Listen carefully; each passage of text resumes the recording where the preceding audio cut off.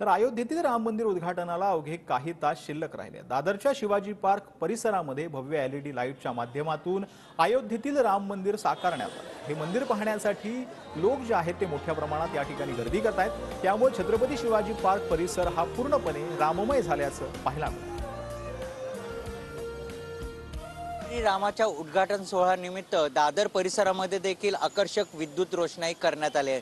मी सध्या दादरच्या शिवाजी पार्क चौकात आहे आणि ह्या परिसरामध्ये जर आपण बघितलं आकर्षक अशी विद्युत रोषणाई ह्या ठिकाणी करण्यात आली आहे। या विद्युत रोषणाई पाहण्यासाठी तरुणांनी मोठी गर्दी केल्याचं पाहायला मिळत आहेत। अनेक जण आपल्या मोबाईल कॅमेरामध्ये ह्या विद्युत रोषणाईचे फोटोज आपल्या मोबाईलमध्ये काढत आहेत। मोठ्या प्रमाणात ह्या ठिकाणी जे नागरिक आहेत ते फोटो काढण्यासाठी या ठिकाणी आपल्याला पाहायला मिळत आहे। या ठिकाणी जर बघितलं महिला वर्ग देखील मोठ्या संख्येने आपल्याला पाहायला मिळतात आहे।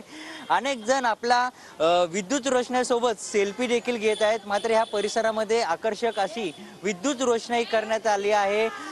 श्रीरामाच्या घोषणाने या ठिकाणी परिसर पूर्ण राममय झाला आहे, कारण की उद्या होणाऱ्या अयोध्यामध्ये श्रीरामाचं उद्घाटन आहे आणि त्या उद्घाटनाच्या सोहळ्यानिमित्त संपूर्ण जे रामभक्त आहेत ते आनंदाचं वातावरण पाहायला मिळतं, आनंद साजरा करताना आपल्याला पाहायला मिळत आहेत। आपल्यासोबत काही महिला देखील आहेत, त्यांना विचारूयात, कारण की उद्याचा क्षण त्यांच्यासाठी खूप महत्त्वाचं असणार आहे। या ठिकाणी जर बघितलं तर आपण काही महिला हे गाणं देखील म्हणतात, बच्चा बच्चा जय जय श्रीराम बोलेगा।